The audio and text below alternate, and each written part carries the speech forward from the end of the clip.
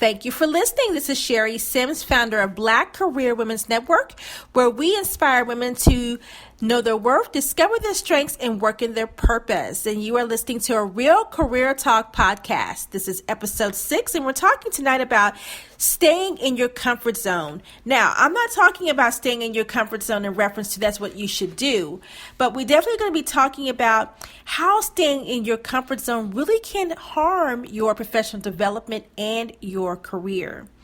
So typically women remain in positions too far long, I guess, in fear of getting in over their heads, or they may, really feel uncomfortable with taking risk. Men, on the other hand, are more likely than women to stretch their skill sets and really prove that they can do the job. So in this modern job market, we look for people. We look at people who stay in jobs too long the same way we look at them as job hoppers, so to speak.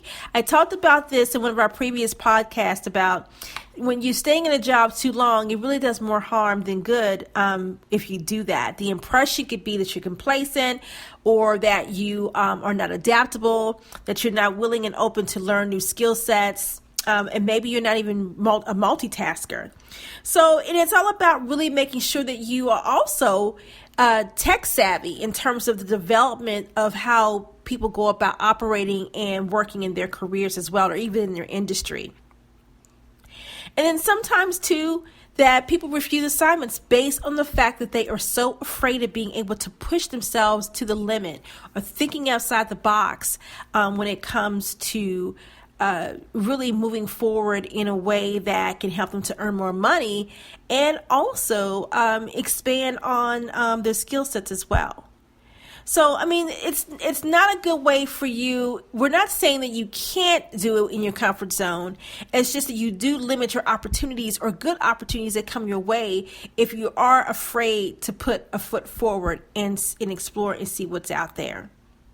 So here's a couple of things that you can keep in mind in terms of tips. So when you are someone who is considered to be enthusiastic or take risk, and that you exhibit a can-do attitude, or if you're charismatic, and that people are going to look at you and want to emulate that. And that's really what people want to see when they're looking for someone to be in the role, or they're looking for someone who wants to be able to come out of the comfort zone and say, hey, I can do this, and show the confidence and the ability to be able to grow. And that's what this is all about. This is all about growth. So think about this here. Unless the responsibility within a particular job is significant, you want to look for a new assignment about every 3 to 5 years maximum. Some people don't agree with that, but I do.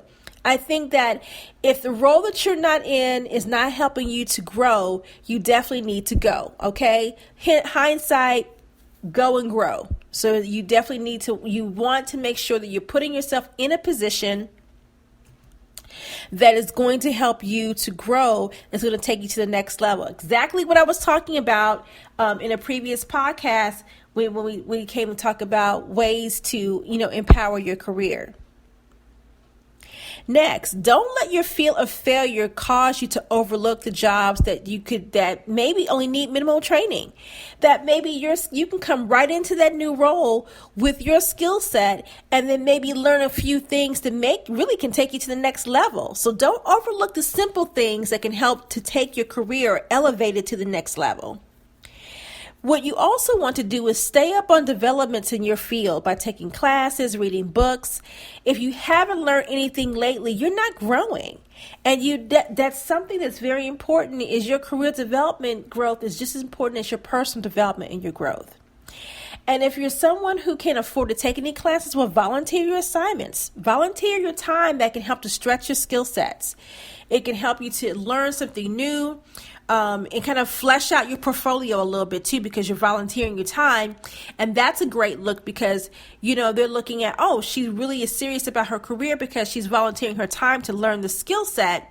And although it's very strategic, it can be very calculated too in terms of where that can take you. And don't wait till it's time don't wait until you get laid off from your job to start looking for a new job. Start looking for your next job the day you start a new one. And I know that sounds crazy, and we're not talking about being crazy like that.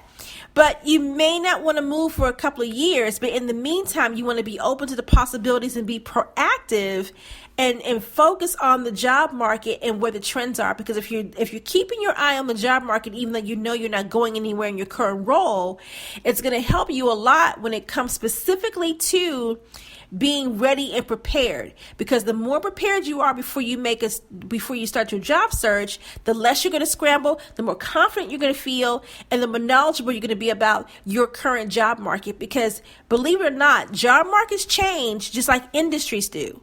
And so you have to keep your pulse on what's going on with that, or you'll find yourself lost and you can get intimidated by the process, and it can slow down your career progression. So I hope these tips were helpful for you. And until next time, you guys have an awesome work week, and we will talk to you on the next podcast.